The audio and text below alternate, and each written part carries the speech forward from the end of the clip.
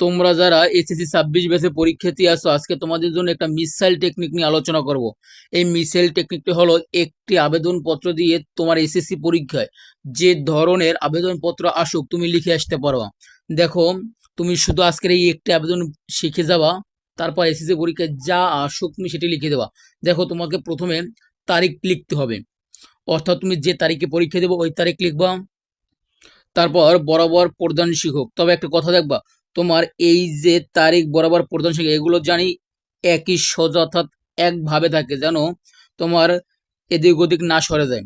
দেখো, তারপর প্রধান শিক্ষকের উপর তোমার বিদ্যালয়ের নাম, অর্থাৎ প্রশ্নপত্রে যে বিদ্যালয়ের নাম দেওয়া থাকবে সেই বিদ্যালয়ের নাম তুমি লিখে দিবা। তাহলে তোমার বিদ্যালয়ের নাম লিখে দিবা। তারপর বিষয়, দেখো আবেদনপত্র একটি পৃষ্ঠার মাধ্যমে লিখতে হয় এবং এর লেখা যত ভালো হবে তুমি নাম্বার তত বেশি পাবা। তবে এগুলো জানো তোমার একটা সম্মানপূর্বক অর্থাৎ গুরুত্বপূর্ণ বা ভালো হয় এইরকম তোমার লাইন লিখতে হবে। তাহলে বিষয়, পারিবারিক সমস্যার জন্য 3 দিনের ছুটি প্রয়োজন।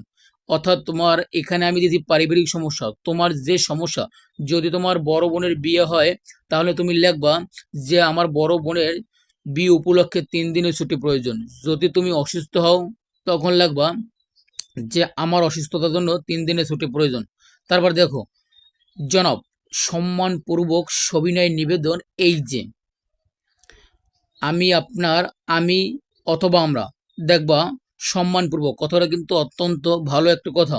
সবিনয় নিবেদন, এই যে আমি অথবা আমরা, কথা হচ্ছে যদি তোমার বোনের বিয়ে হয়, দেখো যখন একার ক্ষেত্র হবে তখন আমি বসাতে হবে।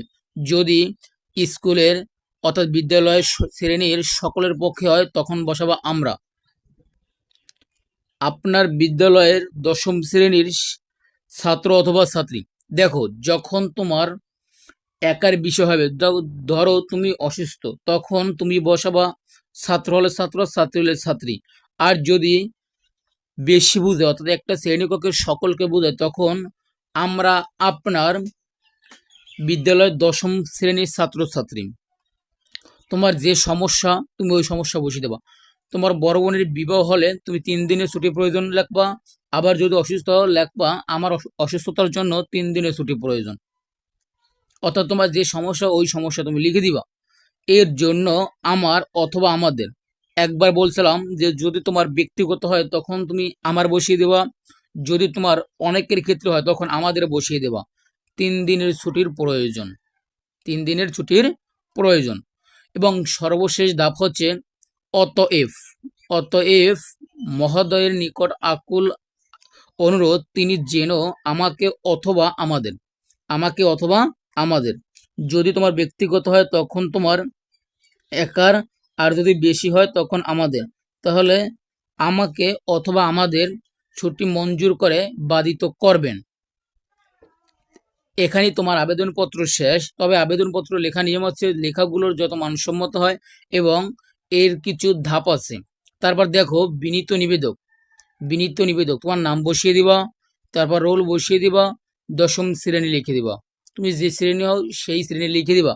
এখন কথা হচ্ছে, যদি তোমার একটা শ্রেণীকক্ষের সবাইকে বোঝায় তখন লিখবা যে 10ম শ্রেণীর পক্ষ থেকে সবাইকে, সবার জন্য। যদি তোমার হয় তখন তোমার আর কিছু লেখা লাগবে না। যদি সবার পক্ষে হয় লিখবা 10ম শ্রেণী অথবা 7ম শ্রেণীর সকল, আর কি 7ম শ্রেণীর সকল শিক্ষার্থীর পক্ষ থেকে।